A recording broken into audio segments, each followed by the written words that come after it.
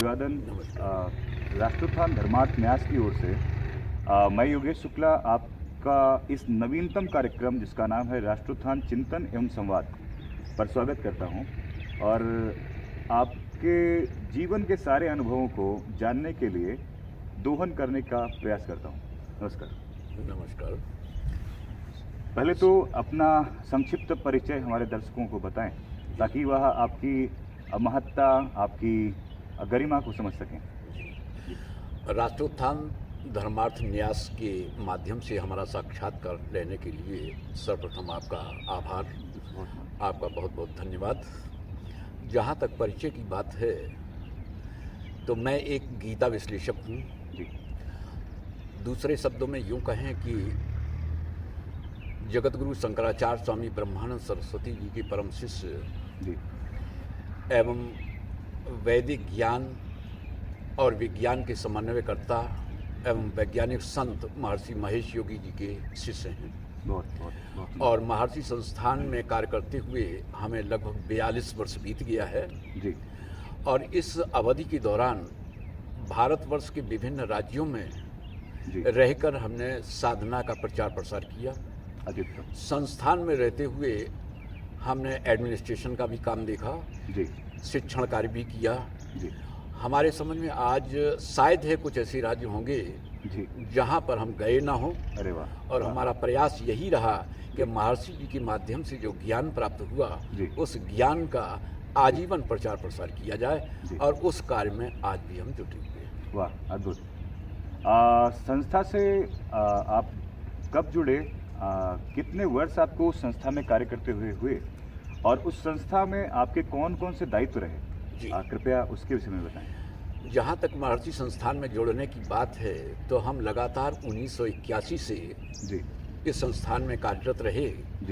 समय समय पर जो भी कार्य दिया गया, जो भी दायित्व सौंपा गया, एडमिनिस्ट्रेशन का रहा हो या शिक्षण कार्य रहा हो या टीचर ट्रेनिंग कोर्स के संदर्भ में उस कोर्स को डायरेक्ट करने का काम रहा हो, यानी विभिन्न कार्य क्षेत्र हमारे रहे इस संस्थान के अंतर्गत।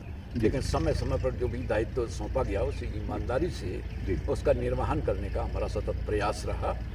और वर्तमान समय में भी ऐसा नहीं है कि अभी हम इस कार्य को नहीं कर रहे हैं। ये तो आजीवन हमारा कार्य रहेगा, यानी ध्यान साधना का प्रशिक्षण देना। आज भी हम भावातीत ध्यान के प्रशिक्षण के कार्यक्रम में लगातार अपना योगदान। भावातीत ध्यान जी।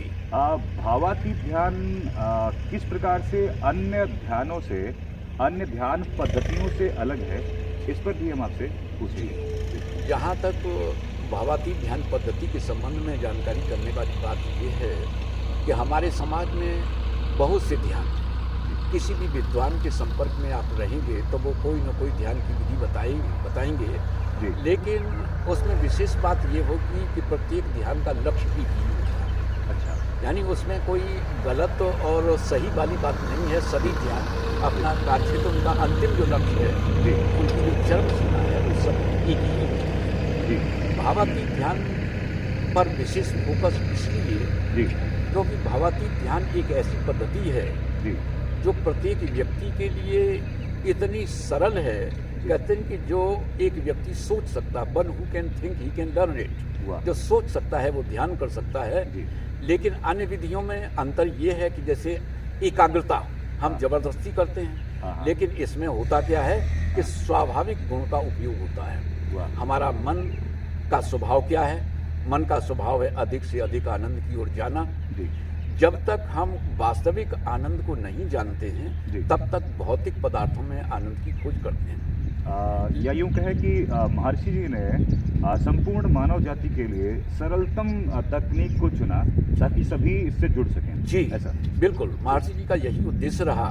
और विशेष रूप से बहुत से लोग अपने को ज़्यादा पढ़ा लिखा मानते हैं तो वो अपने को कहते हैं कि हम तो विज्ञान की बात मानते हैं। तो विशेष रूप से महर्षि जी का प्रयास ये रहा कि इस धराधाम को पूर्ण रूप से यानी भावातीत ध्यान की दीक्षा दी जाए और उनको समझ में भी आए। क्योंकि जो विज्ञान को मानने वाले हैं वो वैज्ञानिक दृष्टि से समझें। तो महर्षि जी का ये प्रयास रहा कि हमारा सर्वांगीण विकास कैसे हो, जी मानसिक रूप से, शारीरिक रूप से, सामाजिक रूप से, पर्यावरणीय दृष्टि से जो हम विश्व शांति की बात करते हैं, उस परिकल्पना को कैसे हम साकार कर सकते हैं।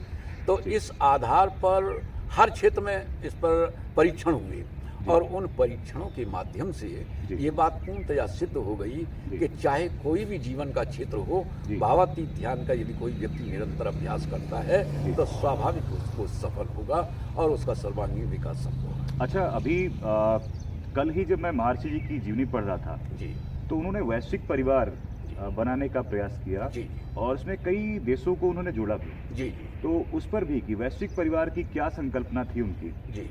जी महर्षि जी का शुरू से ही रुझान ये रहा, क्योंकि जब अपने गुरुदेव के सानिध्य में रहते हुए जी समय व्यतीत करते थे जी तो गुरुदेव की हमेशा ये इच्छा रहती थी जी कि हमारा जो भारतीय वैदिक ज्ञान है, जी इस ज्ञान को संपूर्ण धराधाम की मानव जाति को आवंटित किया जाए। जी क्योंकि हम आदिगुरु शंकराचार्य जी के द्वारा खींची गई सीमा रेखा से बंधे हुए हैं, जी तो उस सीमा के आधार पर हम अपने देश की सीमा का अतिक्रमण नहीं कर सकते। हाँ। अपनी देश की सीमा को लांघ कर दूसरे देश में प्रचार प्रसार करने के लिए नहीं जा सकते हैं। हाँ तो आदिगुरु शंकराचार्य जी का जो उद्देश्य था वो यह था कि इस भारतवर्ष की चारों दिशाओं में ज्ञान की गंगा प्रवाहित होती रहे, तो इसलिए अपने देश में रह कर के ही हम प्रचार प्रसार कर सकते हैं, बाहर नहीं जा सकते हैं। तो महर्षि जी ने आश्वस्त किया कि गुरुदेव, यदि आपकी ऐसी इच्छा है तो हम सारा जीवन इस इच्छा को पूरा करने के लिए लगा देंगे, और वो उन्होंने ऐसा किया भी। वाह, अद्भुत। अगला अपना प्रश्न है कि आप गीता विश्लेषक हैं जी, और योग के प्रशिक्षक भी। जी, तो एक स्वाभाविक प्रश्न मन में आता है कि जब आपने स्वाध्याय किया होगा तो में अन्य भी ग्रंथ आपने पढ़े होंगे जी, जी, और अन्य ग्रंथों में भी आपको ध्यान ज्ञान दिखा होगा। जी, उन सब में से आपने गीता को प्राथमिकता क्यों दी? जी, यह एक प्रश्न है और इसी के साथ हमारी अगले प्रश्न की भी एक पंक्ति जुड़ती है जी, कि गीता का क्या महत्व है, क्यों जी। उसको आप प्राथमिकता देते हैं? जी। जी पहले तो हम आपको ये बता दें कि मेरा रुझान गीता के प्रति क्यों रहा। जी हमारे पिताजी आध्यात्मिक विचारधारा के व्यक्ति थे, जी रामचरितमानस के प्रकांड विद्वान थे जी। और उनको स्वर्ण पदक प्राप्त हुआ था। अरे वाह वाह। तो उनके सानिध्य में रहने से मेरे भी आचार विचार हाँ, स्वाभाविक उन्हीं के, रूप से हाँ, आध्यात्मिक संस्कार रहे। आए। जी जी चूँकि मैं संस्कृत का विद्यार्थी था, जी तो मेरे मन में हमेशा ये बात उठा करती थी कि मेरे पिताजी का जब इतना ज्ञान था रामचरितमानस पर, जी और उनका तो ज्ञान इतना था कि कहते थे कि उनको संपूर्ण रामचरितमानस कंठस्थ था, वाह। तो मेरे मन में सदैव इस तरह की इच्छा उठा करती थी जी। कि मेरे अंदर भी कोई विशेष बात हो। हाँ हाँ क्योंकि संस्कृत का विद्यार्थी होने के नाते जी। हमने गीता को चुना। वाह। उनके सानिध्य में रह के हमने रामचरितमानस का भी अध्ययन किया है। जी। ऐसा नहीं है कि वो क्षेत्र अधूरा रहा, जी। उसमें भी हमने काफ़ी कुछ उनसे सीखा। जी लेकिन संस्कृत के होने के नाते हमने गीता को चुना जी। और गीता में हमारी विशेष रुचि भी रही। जी। अभी यहाँ पर मैं जानना चाहूँगा कि गीता अन्य ग्रंथों से कैसे अपने आप को अलग रखती है? जी। एक यह स्पष्ट प्रश्न है। जी, विशेष रूप से गीता में हमने विशेष बात ये पाई कि जी। मधुसूदन भगवान कृष्ण ने जी अर्जुन को माध्यम बना के जी संपूर्ण मानव जाति को जो संदेश दिया, जी जी वो संदेश देने का उनका उद्देश्य ये था कि व्यक्ति का जीवन जी जीने का जो तरीका है जी। वो किस प्रकार होना चाहिए। जैसे उन्होंने कहा कि देखो अर्जुन, जी सुख और दुख जी कब हैं? जी। जब हमारे जीवन में आसक्ति की प्रधानता है, जी आसक्ति का प्रभाव ज़्यादा है जी। तो हम सुख और दुख का अनुभव करते हैं, जी। और यदि आसक्ति ना हो तो सुख और दुख कुछ है ही नहीं। जी क्योंकि प्रारंभिक समय में जब महाभारत का समय है, जी। महाभारत की तैयारी चल रही है, उस समय वो युद्ध करने के लिए तैयार नहीं हो रहा है, जी। जबकि वो भगवान कृष्ण को इसी उद्देश्य से लाया था द्वारका से बुलाकर जी। कि आप मेरे पक्ष में रहते हुए युद्ध करें। जी। लेकिन युद्ध के मैदान में आने के बाद वो युद्ध से विरत क्यों हो रहा? जी क्योंकि वहाँ पर क्या है कि पहले से भी वो जानता था कि हमें अपने ताऊ जी के लड़कों से ही युद्ध करना है, जी। कौरवों से युद्ध करना है। जी। लेकिन हुआ क्या कि यहाँ पर अचानक बदलाव कैसे आया उसके जीवन में। जी। तो जब उसने कहा कि दोनों सेनाओं के बीच में मेरा रथ लाके खड़ा कर दें, जी। ताकि उस सेना की ओर हम दृष्टिपात कर सकें, जिससे हमें युद्ध के मैदान में दो दो हाथ करने हैं। जी। तो यहाँ पर समझने वाली बात यह है जी। कि मधुसूदन भगवान कृष्ण ने जो अर्जुन का रथ खड़ा किया है, जी। वो ऐसे स्थान पर खड़ा किया जहाँ पर ऐसे लोग विद्यमान थे जिनसे बेहद आसक्ति थी। यानी जो परम आसक्ति थी, भगवान ने प्रारंभ में उन्हें वही दिखाई। क्योंकि ज्ञान का प्रभाव तभी समझ में आता है जी। जब आसक्ति चरम सीमा पर हो। अच्छा, आसक्ति बार बार यह शब्द हम प्रयोग कर रहे हैं, जी। तो अपने सभी दर्शकों के लिए इसे सरल बनाने के लिए मोह। कृपा कर एक बार आसक्ति को परिभाषित करें। जी, आसक्ति का मतलब मोह। जी। हम किसी को जब हम ये जोड़ लेते हैं कि ये मेरा है, जी। मेरा अपना है, जी। तो स्वाभाविक है कि उसके प्रति जो भी यदि अच्छा होगा तो हम सुख का अनुभव करते हैं, जी। उसके प्रति यदि गलत कुछ होता है तो हम दुख का अनुभव करते हैं। तो यह एक प्रकार का बंधन जैसा है। जी, एक यही प्रकार- बंधन। जी। अब जब दोनों सेनाओं के बीच में रथ लाके खड़ा कर देते जी। हैं और कहते हैं कि भीष्म द्रोण प्रमुखतः सर्वे साम च महीक्षिताम उवाच पार्थ पश्चैतान संवेतान कुरुनीति। विशेष रूप से अर्जुन का जो प्रेम था, जी। सर्वप्रथम भीष्म पितामह जी से जी। जी। और दूसरा द्रोणाचार्य जी से, जी। इनसे बहुत ज्यादा स्नेह था उनका। कारण क्या था हाँ। कि जब इनका शैशव काल था, जी। जब भीष्म पितामह अपने घर आते थे जी। तो ये पिताजी पिताजी पिताजी कह के दौड़ पड़ते थे। तब वो उनको उठा के अपने गले से लगा लेते थे और कहते थे कि बेटा मैं तेरा पिता नहीं हूँ, मैं तेरे पिता का भी पिता हूँ। जी। तो ये उनको स्मरण हुआ कि जिसने इतना स्नेह दिया हो और उनसे हम युद्ध में उनके ऊपर बाण हाँ, चलाएंगे। कहीं कहीं एक पंक्ति आती है जिसमें वो कहते हैं कि उस छाती पर मैं तीर कैसे मारूं, जी। जिस पर बचपन में खेला हूं मैं। जी जी जी तो जी। वो उनके लिए एक सबसे जटिल बातों में से एक बात जी। और दूसरी बात, द्रोणाचार्य का नाम आता है। जी। जहाँ तक द्रोणाचार्य की बात आती जी। है तो द्रोणाचार्य जी का उनके जीवन में क्या महत्व था, जी। अर्जुन इस बात को अच्छी तरह से जानते थे जी। कि किसी भी शिष्य से अधिक प्रेम वो हमसे करते हैं, जी। और इतना प्रेम करते हैं कि अपने बेटे को भी इतना प्रेम नहीं देते हैं। जी। कारण उसका कि ब्रह्मास्त्र संधान की कला जो उन्होंने सिखाई थी, जी। यानी अपने बेटे को भी सिखाई थी और अर्जुन को भी सिखाई थी, जी। लेकिन ब्रह्मास्त्र को वापस लेने की जो कला जी। थी वो केवल अर्जुन को सिखाई थी, अपने बेटे को भी नहीं सिखाई थी। जी। तो उनके मन में ये बात आती थी कि जो अपने बेटे से ज्यादा जी। हमें मानता हो उसके ऊपर हम बाण चलाएंगे। वाह वाह। तो विशेष रूप से उनकी आसक्ति जो चरम सीमा पर पहुंची, जी। वो इन दो सदस्यों के माध्यम से, जी। भीष्म पितामह और द्रोणाचार्य। शिष्यों को तो वैसे भी हमारे शास्त्रों में मानस पुत्र कहते हैं। जी।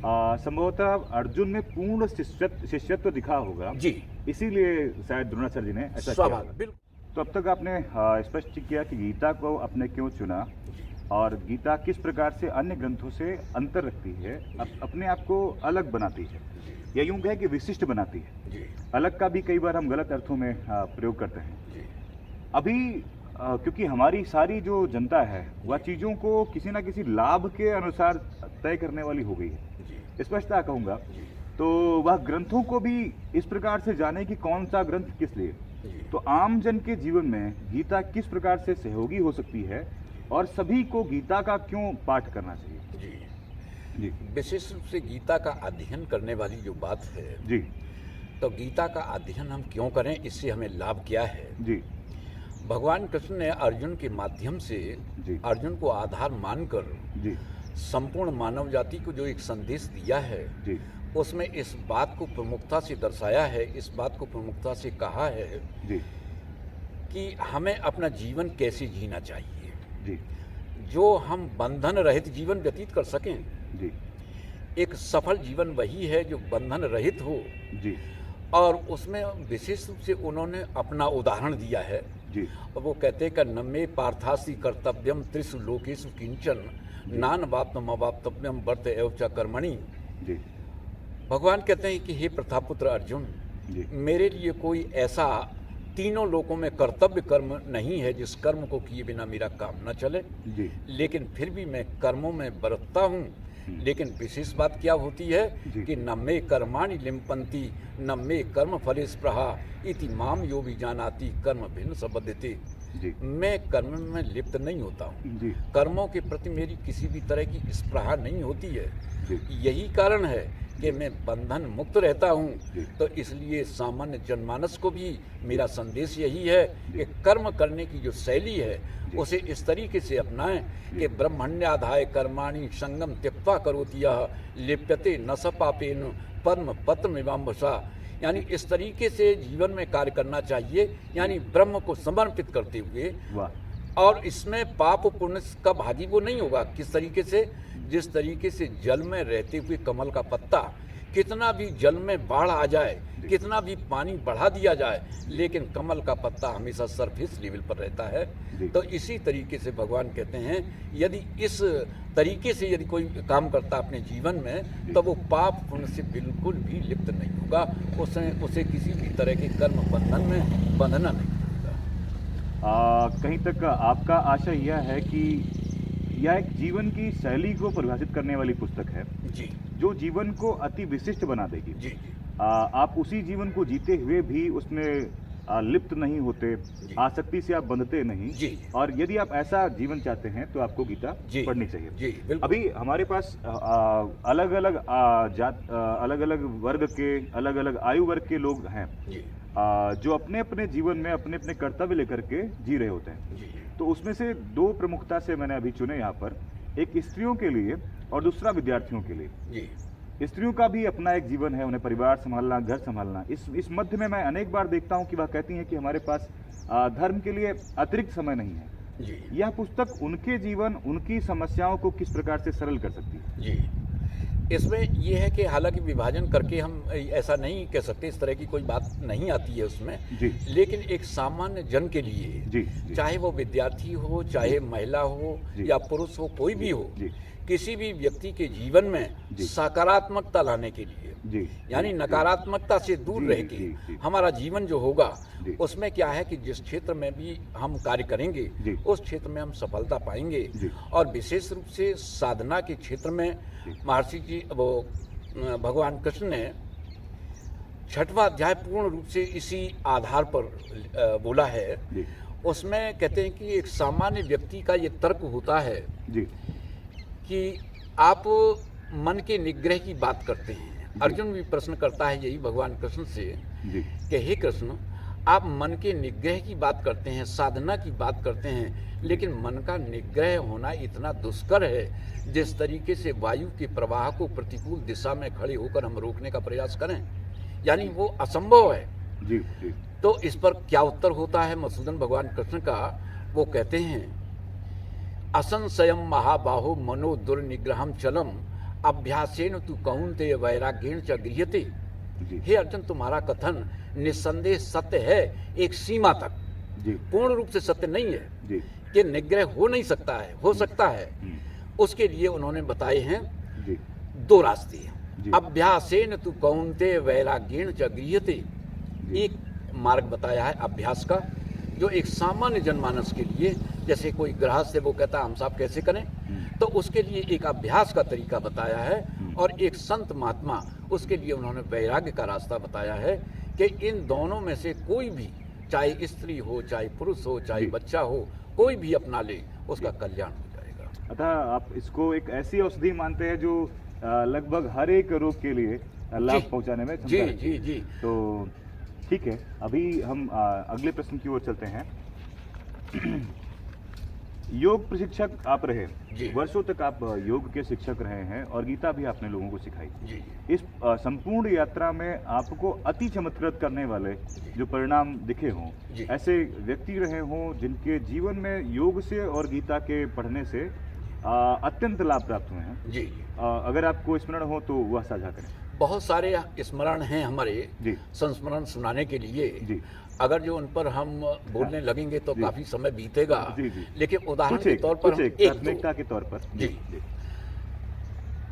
बात बहुत पुरानी है, जी 1986 की। जी हम लखनऊ में पदांकित थे, जी भावातीत ध्यान का प्रचार प्रसार कर रहे थे। जी तो एक से एक लोग हमारे संपर्क में आते थे। जी एक सज्जन थे, बिजली विभाग में वो काम करते थे, जी लिपिक थे, जी और शायद घर की स्थिति उनकी ज़्यादा अच्छी नहीं थी। जी एक साइकिल से जी चल करके आते थे हमारे पास, लेकिन विशेष बात यह थी जी। कि उनका जो रुझान था जी ध्यान साधना के प्रति जी। वो अटूट था। वाह तो हम अपने उद्बोधन में समय समय पर इस बात को, जो महर्षि जी कहा करते जी। हैं अपने प्रवचन के दौरान, जी उस समय एक जो बात है महर्षि पतंजलि के संदर्भ में कहते थे जी कि महर्षि पतंजलि ने कहा है जी। कि तत्सन्निधौ वैरत्यागा, जी उनके सानिध्य में वैर भावना का परित्याग हो जाता है जहाँ पर साधना परायण जीवन जीने वाले लोग होते हैं। जी तो एक समय आया उनके जीवन में, जी उनको किसी तरीके से निष्कासित किया जा रहा था अपने विभाग से, अच्छा सस्पेंड किया जा रहा था, इस तरह की बात आई। जी तो वो मेरे पास आए, रोने लगे। जी उन्होंने कहा कि सर, गुरुजी, भदौरिया जी, कभी कभी किसी भी तरह से वो संबोधित करते थे हमें, जी जी जबकि हम उम्र के ही थे। अच्छा तो उन्होंने कहा कि गुरुजी, आप कहते रहते हैं कि तत्सन्निधौ वैरत्यागा, जी। महर्षि जी अपने प्रवचन में जो कहते हैं, इस बात को आप भी दोहराते हैं, हम्म, लेकिन हम आपसे ये जानना चाहते हैं जी कि हम तो आपके साथ नियमित रूप से ध्यान करते हैं, इसमें कोई प्रमाण देने की आवश्यकता नहीं है। जी। तो शाम के समय विशेष रूप से वो मेरे साथ ध्यान करते थे, अच्छा। और कई महीने बीत गए थे। वाह और साहब, इसी तरीके से हम सुबह करते हैं ध्यान, जी लेकिन मेरे जीवन में जो ये समस्या आ रही है, जी ये क्यों? यानी उलाहने के तौर पे या हाँ, एक तो उनको ये संकोच लगा से, कि जी। इसका मतलब ये गलत है। हाँ कुछ तो है जी। तो हमने कहा कि देखो भाई साहब, हम्म, आप जो कहते हैं कि हम ये कहते हैं कि तत्सन्निधौ वैरत्यागा, जी इस पर हम आज भी कायम हैं। जी आप कहते हैं कि आपके सामने समस्या आई, तो अब आप इस क्लैरिफाई करेंगे कि सचमुच आपके सामने समस्या आई, आप जानते हैं आपको सस्पेंड किया जा रहा? कही कि जी। हमने कहा आपने पत्र देखा, सस्पेंशन लेटर देखा अपना? हम्म, कही कि नहीं। तो हमने कहा फिर आपने कैसे कह दिया आपको सस्पेंड कर रहे हैं? हम्म, कही कि साहब सब लोग कहते हैं। हम्म, तो हमने कहा सब लोगों की बात मान ली और मेरी कही हुई बात आप नहीं मान रहे। जी तो अब वो कहते हैं कि गुरुजी ऐसा है कि आपके पास जब हम आते तो आप हमें खुश कर देते हैं, हम्म, लेकिन जब हम अपने ऑफिस में जाते हैं हम्म, तो हमारी आंखों से आंसू बहने लगते हैं कि हम तो उनकी बात मान करके साधना परायण जीवन भी जी रहे हैं, जी। लेकिन फिर भी मेरे सामने ये भगवान ने कैसे ये आपत्ति हम्म, प्रस्तुत कर दी है। जी तो फिर वो शाम को आते हैं, जी प्यून आता है उनके पास में लेटर लेके कि रिसीव कर लीजिएगा। जी तो वो मेरे पास दौड़ के चले आते हैं, रिसीव नहीं करते हैं कि गुरुजी आज तो हद हो गई। जी वो मेरे से रिसीव करवा रहा था लेटर। अच्छा तो हमने कहा लेटर ही तो हो सकता है, प्रशस्ति पत्र हो। आपने कैसे मान लिया कि हाँ, सस्पेंशन आप पहले लेटर से है? ही नकारात्मक क्यों है कि वो गलत ही आएगा? तो अब वो कहते हैं, उत्तर देते हैं कि गुरुजी, अब हम लगभग 15 दिन अपने ऑफिस नहीं जाना चाहते हैं। अच्छा। आपकी आज्ञा हो तो हम ऐसा करें। हमने कहा बिल्कुल हम ऐसी आज्ञा नहीं देंगे आपको। जी आपको हम आज्ञा देते हैं कि आप कल जाइए और कल आपके रोके नहीं आएंगे, आप हंसते हुए आएंगे। जी ये मेरा वादा है।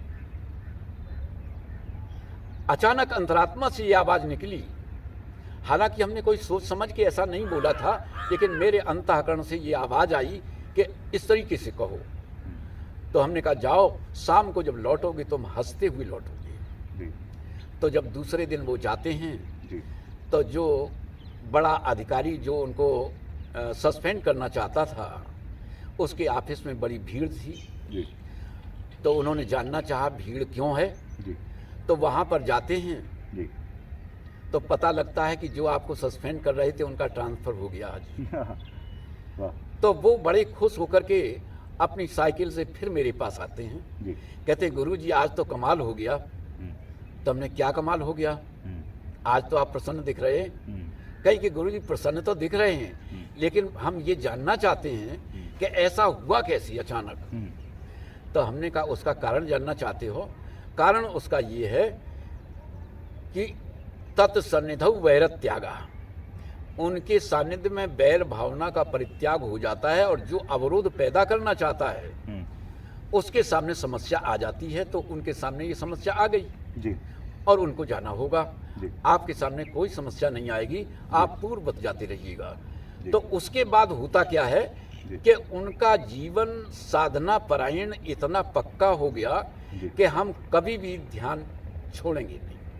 तो कहने का मतलब ये है कि यदि सचमुच हम निष्ठा और ईमानदारी के साथ जी। इस जीवन को जीते हैं जी तो समस्याएं हमसे कोसों दूर रहेंगी। जी मेरे जीवन में किसी भी तरह की समस्या आएगी ही नहीं। जी।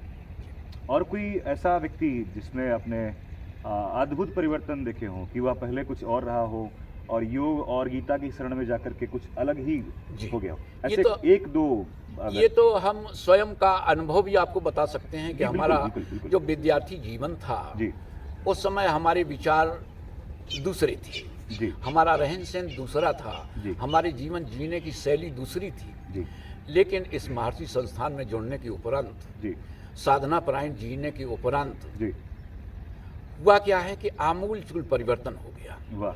अब जब हम पिछले जिंदगी की ओर झांकते हैं हाँ। तो बड़ा अजीब सा लगता है कि वो अंधकार सा जीवन दिखता है, कैसा था अंधकार सा और दिखता ये है। जीवन कैसा है। वाह। तो इसलिए हमारा तो सामान्य लोगों के लिए यही संदेश है जी कि वो लोग साधना परायण जीवन जिएं, ज़्यादा से ज़्यादा ध्यान सीखें और अपने जीवन को सार्थक बनाएं।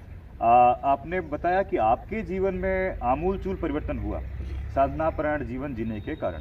जी यह परिवर्तन गीता से योग से तो आया परंतु माध्यम कहीं ना कहीं महर्षि जी बने। जी जी तो व्यक्तिगत रूप से आप उनके साथ रहे हैं जी। तो हमारा सौभाग्य है कि हम आपसे मिल पा रहे हैं और उनको समझने का एक स्पष्ट हम प्रयास कर पा रहे हैं। जी आपने व्यक्तिगत रूप से उनसे क्या सीखा वह भी हमारे साथ साझा करें। जी। विशेष रूप से महर्षि जी से जो सीखने वाली बात है जी तो सब कुछ जो हमारे जीवन में परिवर्तन हुआ है, जी। परिवर्तन तो उन्हीं के माध्यम से हुआ। वाह।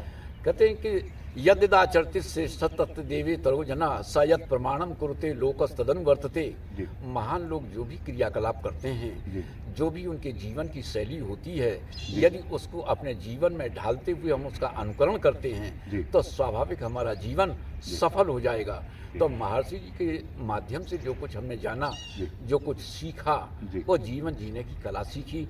उनके जीवन में कभी नकारात्मकता थी ही नहीं, वाह। कभी ना शब्द वो सुनना पसंद नहीं करते थे, अरे वाह। हमेशा हाँ। यानी आपको यदि कहा कि ये काम करना है, यदि आपने कह दिया कि महर्षि जी ये कैसे हो पाएगा, तो फिर उनकी दृष्टि में आप यानी उस लायक नहीं है। जी भले ही आपको नहीं आता है लेकिन आप यानी इस दिशा में नकारेंगे नहीं, आप हाँ में ही उत्तर देंगे कि ठीक है महर्षि जी, हम करेंगे, इस काम को करेंगे। यानी कहने का मतलब उनकी कहीं जो न कहीं सोच- उन्होंने पूरे अपने जीवन को जी सकारात्मक बना लिया था। जी इसको हम उदाहरण से यदि स्पष्ट करें, हम कह सकते हैं कि हमें अंधेरा मिटाना है जी और हम इसे इस प्रकार भी कह सकते हैं कि हमें प्रकाश उत्पन्न करना है। बिल्कुल बिल्कुल। तो बस इतना सा तथ्यों के शब्दों के परिवर्तित करने देने से हमारी ऊर्जा बदल जाती है। जी जी बिल्कुल। और सकारात्मक उन्होंने पूरा जीवन जिया। जी, जी। यह अब हम सब के लिए, सामान्य व्यक्तियों के लिए बहुत बहुत मुश्किल है। हमारी तो सारी भावनाएं ही टेढ़ी मेढ़ी हैं, उल्टी पुल्टी हो गई हैं। और भी व्यक्तिगत रूप में जो उनकी आदतें हैं जो दूसरे व्यक्तियों को अडॉप्ट करनी चाहिए, ग्रहण करनी चाहिए, जी जी। उनके विषय में विशेष उनकी रूप- जीवन शैली, दिनचर्या उनकी।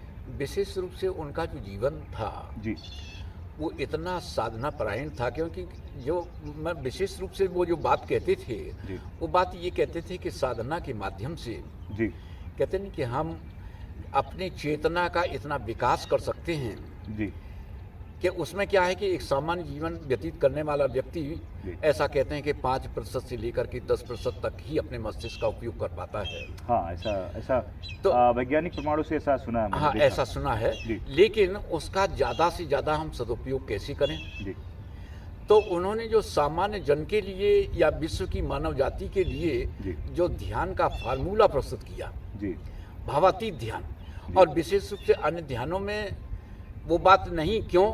क्योंकि ये इतना सरल है कि कोई भी सीख सकता। जी हमें कुछ करना ही नहीं है। जी। दूसरे ध्यान में तो ये है कि हमें कुछ करना होगा, जी। हमें ये करना है, वैसा करना है, हाँ, हमें जब उनकी अपनी करना है, नियम जबरदस्ती मन उनकी, को एकाग्र करना है। विशिष्टता है अपनी उनकी। जी। जी लेकिन भावातीत ध्यान में ये विशेष बात है कि आपको तो बस आंख बंद करके चुपचाप बैठना है जी। और जो होता है वो स्वाभाविक रूप से होगा। जी जी और वो कैसे होगा? जी इसका 5 दिन का जो प्रशिक्षण देने की बात महर्षि जी से हमने सीखी है, जी, यानी हमारे यहाँ जो टीचर ट्रेनिंग कोर्स होते हैं प्रारंभिक उनमें कोर्स इस आपका बात जो- को जी। अनुभव भी कराया जाता है। वाह, और अनुभव कराने के बाद कहते हैं कि अनुभव की बात जब हम समाज के सामने कोई रखते हैं तब वो ज़्यादा प्रभावी होती है। हाँ हाँ हाँ, और उस ज़्यादा बात पर हमें अधिक विश्वास होता है। जी, अनुभव की बात जब हम कहेंगे आपके सामने जी, तो स्वाभाविक है वो आप पर प्रभाव डालेगी। जी। और यदि हम किताब में पढ़ के आएंगे, वो कोई बात बताएंगे जी। तो सुनी सुनाई बात और रटी रटाई बात ऐसी लगेगी, जी। लेकिन वो प्रभावित नहीं करेगी। जी। जी, अगला प्रश्न जो हमारा है, एक किसी भी राष्ट्र के लिए जी, उसकी उन्नति के लिए किस प्रकार से योग एवं गीता जी। यह लाभकारी है, इस पर एक संक्षिप्त दृष्टि।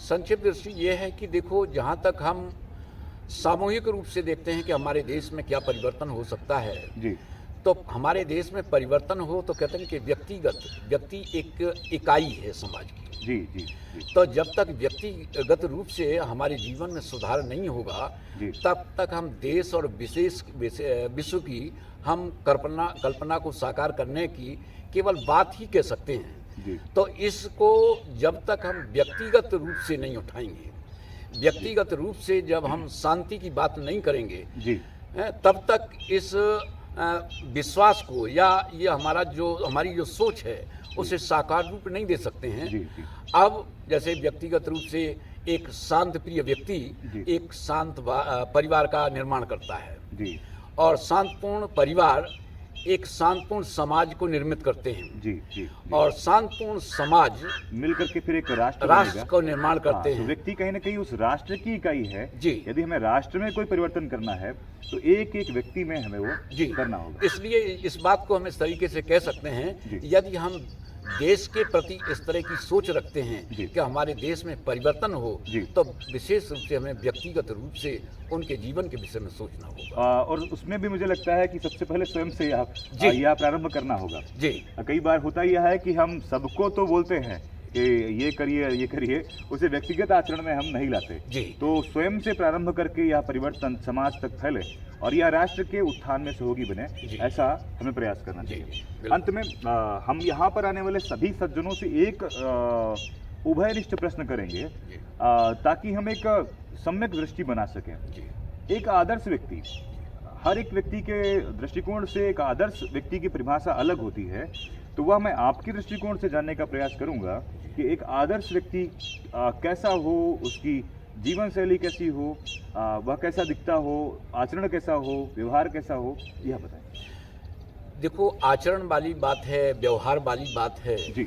तो स्वाभाविक रूप से हमारा समाज में व्यवहार कैसा हो, जी, और व्यवहार भी इस बात पर निर्भर करता है कि व्यक्ति की चेतना का स्तर कैसा है। जी, हमारी चेतना का स्तर यदि निम्न स्तर का है, जी। सामान्य है, जी। तो हमारा व्यवहार भी सामान्य होगा। जी, जी। और तब ये प्रश्न उठता है कि क्यों न चेतना के स्तर को उठाया और जाए। ऊंचा उठाया हाँ, जाए, हाँ, हाँ, तो हमारी चेतना का विकास हो, जी। हमारी चेतना विस्तृत हो। जी, इसलिए भावातीत ध्यान का प्रशिक्षण प्राप्त करना जी। ये अति आवश्यक है आज के समय में, प्रत्येक व्यक्ति के लिए, जी। प्रत्येक विद्यार्थी के लिए। जी। विद्यार्थियों के लिए तो हम यही संदेश देते जी। हैं, उनको बताते भी हैं। जी, अब उदाहरण के तौर पर जैसे हमने उनको कहा जी, कि भाई आप नियमित रूप से यदि ध्यान का अभ्यास करते हैं जी, तो आपकी चेतना इतनी विकसित हो जाएगी जी, कि आपको जो पढ़ाया जाएगा जी। उसे पढ़ने में आपको मेहनत नहीं करनी जी। पड़ेगी, स्वाभाविक रूप से वो समझ में आ जाएगा। वाह। आप जो याद करते हैं, याद करने की शक्ति इतनी तेज हो जाएगी। जी, अभी आप जैसे आप याद करते जी। हैं तो हमने कोई विषय हमने याद किया और 10 दिन के बाद भूल गए। जी, और ध्यान का अभ्यास यदि आप करेंगे जी। नियमित रूप से, जी। तो आज आपने याद किया और 1 साल के बाद भी यदि आपसे कोई पूछता है तो यथावत आप वैसा ही बता देंगे। वाह। उदाहरण के तौर पर हम अपना ही उदाहरण आपको दे देते हैं। जी, हम गीता का पाठ भी करते हैं, गीता जी। का अभ्यास भी करते हैं, जी, लेकिन साधना परायण जीवन भी जीते हैं। इसमें कोताही नहीं करते हैं। जी, ये नहीं सोचते हैं कि आज चलो ध्यान छोड़ दिया, ना ना ना ना, ये तो एक जीवन का अंग बन गया। जी। उससे विशेष बात क्या हुई कि हमारा जैसे गीता का है तो एक पहले अध्याय से लेकर के 18वें अध्याय तक कहीं से भी किसी भी अध्याय के विषय में आप पूछेंगे, हमें पूरा कंठस्थ है। वाह, स्मरण शक्ति क्यों बढ़ी? क्योंकि हम नियमित रूप से भावातीत ध्यान का अभ्यास करते हैं। वाह, बहुत अच्छे। अत्युत्तम, बहुत सारी आपसे बातें जानने को मिल रही हैं और हम चाहेंगे कि आगे भी हम जानें और विस्तार से हम चीज़ों को समझें। अंत में मैं राष्ट्रोत्थान के लिए एक संदेश आपसे चाहूँगा कि आप हमारी संस्था के लिए क्या कहेंगे और कैसे हम और अधिक बेहतर बन सकें, उसके लिए भी।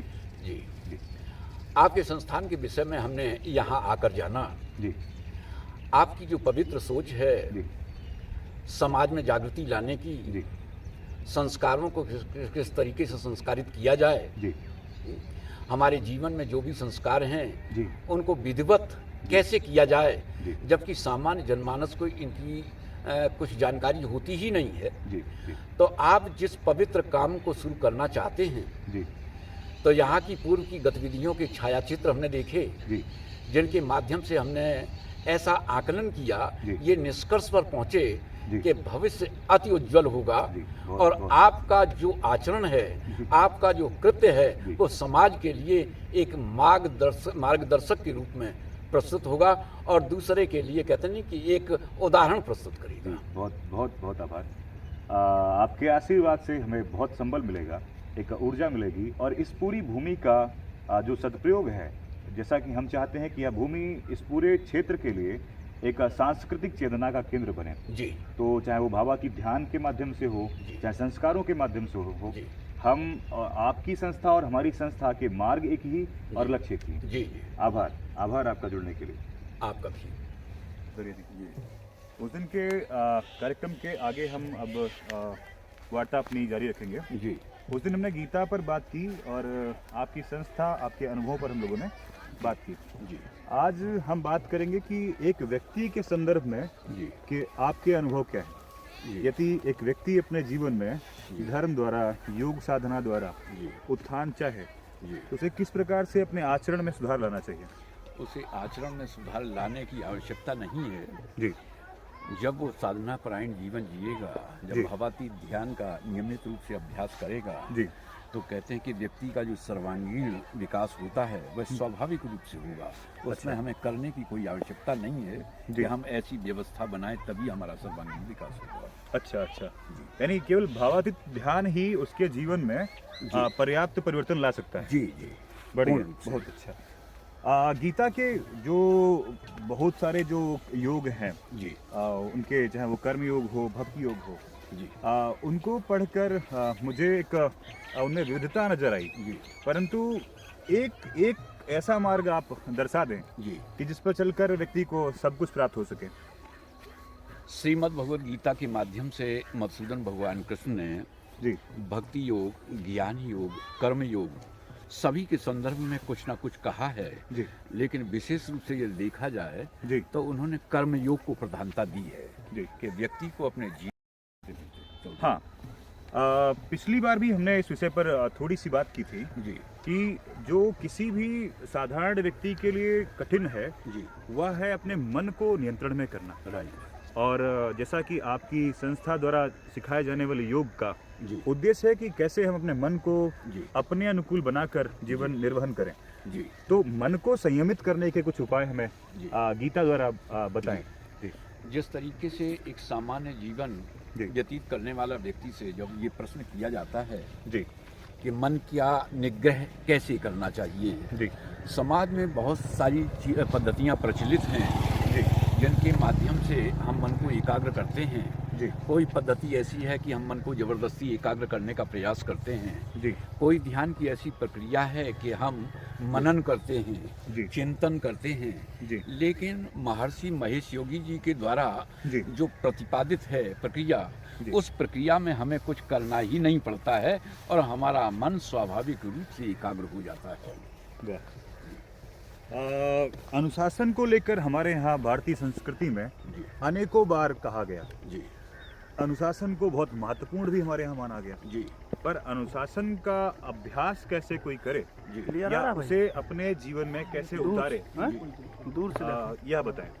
मेन बात इसमें यह है कि जहाँ तक हमारा जीवन अनुशासित हो, जी हम वही क्रियाकलाप करें जो सचमुच करना चाहिए। जी एक सामान्य व्यक्ति को जब हम इस तरह की बात कहते हैं कि भाई सत्य के मार्ग पर चलो, जी हम झूठ ना बोलें, जी हमारे क्रियाकलाप ऐसे ना हों जी जिससे किसी को कोई ठेस पहुंचे, जी तब तक व्यक्ति सत्य के मार्ग पर नहीं चल सकता है जब तक उसके अंदर किसी भी तरह के तनाव होंगे। अच्छा और जब तनाव रहित हमारा अंतःकरण होगा जी तो स्वाभाविक है कि हमारा जीवन अनुशासित हो जाएगा। जी बढ़िया, यानी तनावहीनता ही फिर उसे अनुशासन जी। तक लेकर आएगी। जी अभी एक बड़ा प्रश्न जो कि सामान्य मस्तिष्क में आता है, जी किसी भी मुझे लगता है किसी भी व्यक्ति के मन में यह प्रश्न कभी ना कभी तो जन्म लेता ही है। जी हमारे सबके, यानी हम सबके, संपूर्ण मानव जाति के जीवन का उद्देश्य क्या है? जी यानी इसे इस प्रकार से भी अगर कहें कि हम इस पृथ्वी पर क्यों हैं, जी। हमारा जन्म क्यों हुआ, जी इस पर आपका दृष्टिकोण क्या है? जी इसके विषय में भगवान कृष्ण ने गीता के माध्यम से समझाने का प्रयास किया है अर्जुन को।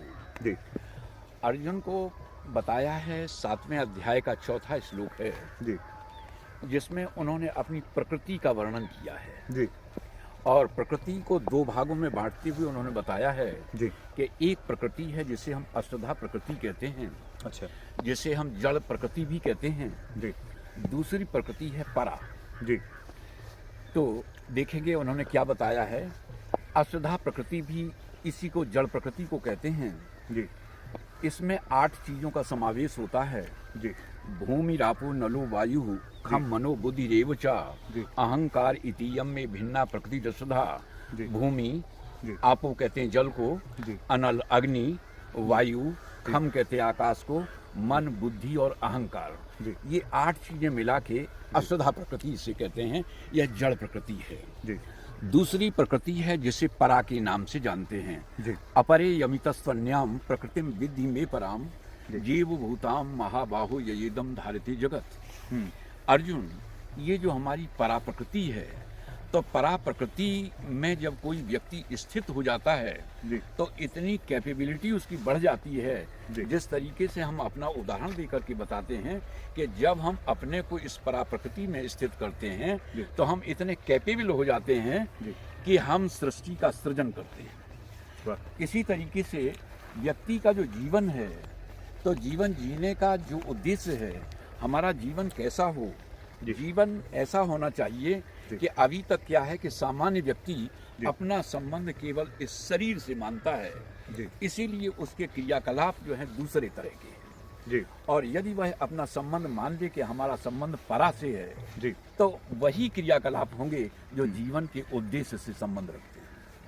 अच्छा जी भारतीय दर्शन में, भारतीय संस्कृति में जी किसी भी मनुष्य द्वारा प्राप्त करने योग्य 4 पुरुषार्थों का वर्णन है, जी जो कि क्रमशः धर्म, धर्म, अर्थ, काम, मोक्ष। जी उनका आज के जीवन में कैसे हमें संतुलन रखना चाहिए जी और उन्हें कैसे प्राप्त करना चाहिए? जी कहा हाँ। जी, चारों पुरुषार्थ को आप जी। परिभाषित करें।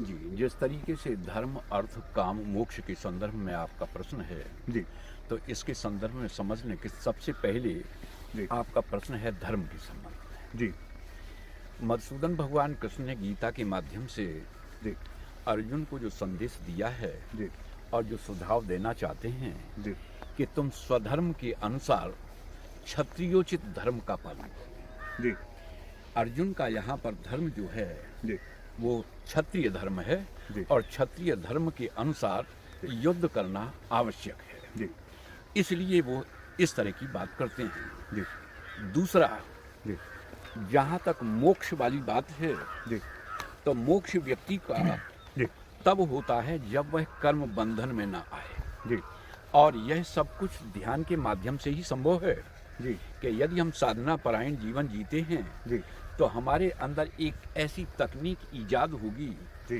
कि जिसके माध्यम से यदि हम कर्म करेंगे अच्छा तो स्वाभाविक है हम कर्म बंधन में नहीं आएंगे। वाह दूसरी बात, जी आपने तीसरा प्रश्न है आपका जी काम। जी इसमें श्रीमद् भगवद गीता के माध्यम से जी कामना का परित्याग, जी कामना हमारी त्यक्त हो जाए, जी त्याज्य हो जाए। जी लेकिन यदि हम अपना प्रयास करेंगे इस संदर्भ में कि हम त्याग दें, जी तो वो संभव नहीं है। जी जब तक हमारा अंतःकरण शुद्ध नहीं होगा जी तब तक स्वाभाविक रूप से जी वो नहीं खत्म हो सकती है कामना। जी और जहाँ तक अर्थ की बात है तो अर्थ के संबंध में हमारे और भी ग्रंथ कहते हैं जी कि कभी भी हम कोई अच्छा कृत्य करते हैं जी तो उसमें धन जो लगाया जाए, अर्थ जो लगाया जाए, जी वह भी शुक्ल धन हो। शुक्ल धन का मतलब है सफेद धन। दानादि ये के आज माध्यम के से, आज वाला जो सफेद धन दानादि के माध्यम से लोग जी यज्ञों का संपादन करते तो हैं, जी उसमें हमेशा संदेह की स्थिति रहती है। जी और यहाँ तक कि जी यज्ञ के माध्यम से जो फल प्राप्ति होगी, जी जो परिणाम होगा, जी वह परिणाम भी असमंजस में हो जाता है। जी। वह भी ऐसा विचार करने लगता है जी। कि मैं उसके पास जाऊं जी। जिसने धन इस यज्ञ में लगाया है, जी। या उसके पास जाऊं जी। जिसने यज्ञ को आयोजित किया है। जी तो इस तरीके से धर्म, अर्थ, काम, मोक्ष तीनों की बातें पूर्ण हो जाती हैं। ये जो अंतिम हमारा जो पार्ट है, अपनी वार्ता का एक अंतिम चरण है, जी। जब शब्दों को मैं आपके दृष्टिकोण से देखना चाहूँगा, जी। क्योंकि मुझे लगता है कि हम आत्मसात करते हैं शब्दों को, और उस दौरान होता क्या है कि मेरे लिए एक शब्द की परिभाषा और आपके लिए एक शब्द की परिभाषा अलग हो सकती है। तो सबसे जो अधिक प्रचलित है धर्म, आपके लिए क्या है? जी। जी जहाँ तक धर्म की बात है जी तो इस संदर्भ में हमारा जो विचार है जी वो वही विचार है जो गीता के माध्यम से भगवान बताना चाहते हैं जी कि व्यक्ति को स्वधर्म का पालन सदैव करते रहना चाहिए। जी जैसा कि उन्होंने कहा, स्वधर्मे निधनम श्रेया जी। पर धर्मो भयावह। जी यानी स्वधर्म में भले ही विगुणता दिखाई देती हो, जी लेकिन अपने धर्म का व्यक्ति को कभी परित्याग नहीं करना चाहिए। ये तो स्वधर्म तो समझ आता है, पर स्वधर्म में भी धर्म है। धर्म आपके हिसाब से इसकी परिभाषा क्या है, इसका स्वरूप क्या है? जैसे धर्म मतलब केवल हमें दिनचर्या में टीका लगाना, भक्ति करना, पूजा पाठ करना, ये, या कुछ और, या ना, क्या ना। स्वरूप क्या है? ये जो स्वधर्म की बात बताई जा रही है कि जी। स्वधर्म का पालन करें, जी हालांकि अर्जुन को प्रारंभ में समझ में नहीं आया था जी जी कि जो स्वधर्म की बात बताई जा रही है इसे जी। किस तरीके से हम अपने जीवन में लाएं। जी लेकिन ये समझ में कब आया, जी जब गीता का संपूर्ण ज्ञान प्राप्त हो गया, जी तब वो यही बात को स्वीकार करने लगा। जी क्योंकि महाभारत के प्रारंभ में जी। स्वधर्म की बात समझाने का बड़ा प्रयास किया, जी। लेकिन वो फिर भी कहता रहा जी कि मैं युद्ध नहीं करूंगा। कार्पण्य दोषो पहत स्वभावा प्रक्षामि त्वाम धर्म सम्मूढ़ चेता यत् श्रेयास्याग्नि ब्रूहि तन्मे शिष्यस्ते हम साधि माम त्वाम प्रपन्नम। मैं आपका प्रपन्न हूँ, शरणागत हूँ, मुझे वह शिक्षा दें जो मेरा कल्याण करती हो। जबकि भगवान उसके कल्याण की ही बात कर रहे हैं, लेकिन उसकी समझ में नहीं आ रहा है। स्वधर्म पालन की बात समझ में नहीं आ रही है। स्वधर्म की बात कब समझ में आती है, जब वास्तव में जी उसे ज्ञान प्राप्त होता है। तो 18 अध्याय समाप्त होने के लास्ट में जी 18वें अध्याय में जब प्रश्न करते हैं मधुसूदन भगवान अर्जुन से जी कि अर्जुन तुम्हारे कुछ समझ में आया, तो वो कहता है कि नष्टो मोहा स्मृति लब्ध्वा तत्प्रसादान मयाच्युत स्थितोस्मि गत संदेहा करिष्ये वचनम तव। अब हम वो सब करेंगे जो आप कहेंगे। अब मेरे समझ में आ गया कि स्वधर्म का पालन कैसे करना चाहिए।